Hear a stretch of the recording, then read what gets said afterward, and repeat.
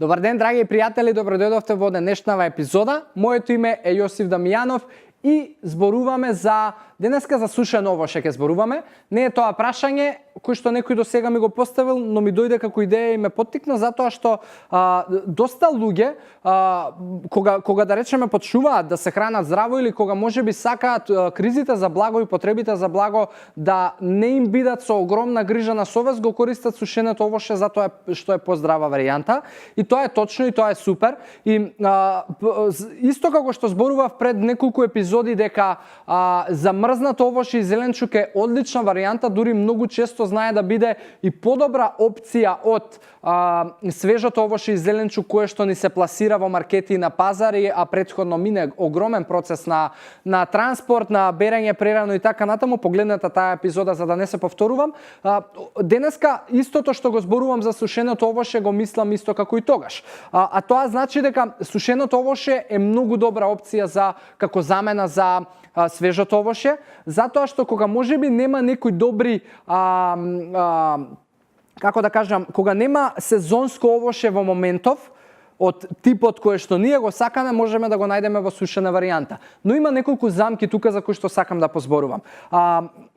Има неколку начини како се суши овошјето. Мислам, стандардно е дека процесот е на истиснување на водата, односно сушење на овошјата за да нормално дојдат во формат кој што ќе може да стои подолго време на рафт или во продавниците во кои што се продава или спакуван, како и да е. За мене неколку топ сушени овошја се урмите, се смоквите, сливите и сувото грозје, но темното суво грозје, затоа што белото има начин како да се додава малку хемија која што не е баш добра да се конзумира. Еве на што мислам.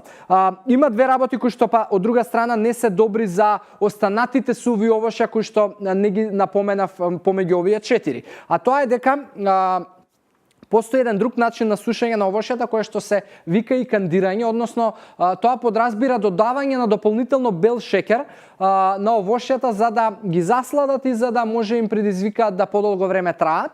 И кога се што има додадено дополнително шеќер од она што самото овошје го има како фруктозен и количината која што вие ќе изедете може да предизвика нормално она што го предизвикува шеќерот, а тоа е повторно флуктации на гликозата во крвта, повторно предизвикување и тенденција на качување на килажата и на дол крок придонесување кон нормално диабет. И другата работа која што исто така не е добра кај сушените овошје, односно што се прави, што производителите го прават кај одредени сушени овошје е додавање на сулфати.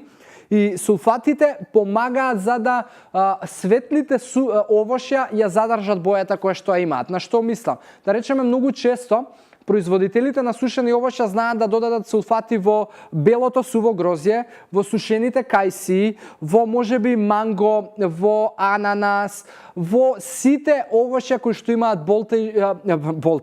жолта и бела боја, затоа што ако не ги додадат сулфатите со тек на време ќе изгубат од бојата, па купувачите и моштеријата која ќе види дека има изгубена боја, во главата ќе си рече дека ова е расипено. И најдобар начин за да ја задржат бојата е додавање на тие сулфати, а тие сулфати воопшто не се добри кога ќе ги ставите во вашето тело. Затоа мојот совет и она што сум сигурен дека е добро, без разлика дали сега треба да проучувам, има додадено сулфати, дали се кандирани и така натаму, е да ги одберам овие 4 суви овошја кои што ви ги кажав, а тоа се урмите, тоа се сувите смокви, тоа е сувото грозје темното и сувите сливи, тие гарантирано немаат ниту додадено шеќери, ниту сулфати, затоа што се и темни и самите немаат потреба додавање шеќери. Тие се топ 4 кои што јас ги употребувам и ви ги препорачувам да ги употребувате во вашите меѓуоброци и замени за овошје. Така да мислам дека ви дадов вредности, ви дадов насоки во кои што можеби ќе размислувате и ќе си помогнете на самите себе. За оваа епизода денеска завршувам. Фала ви за следењето, фала ви за секој еден лајк, за секоја една секунда која што ми ја давате и се гледаме во следното издание. До тогаш ви посакувам здрави животни навики. Убав ден. Чао.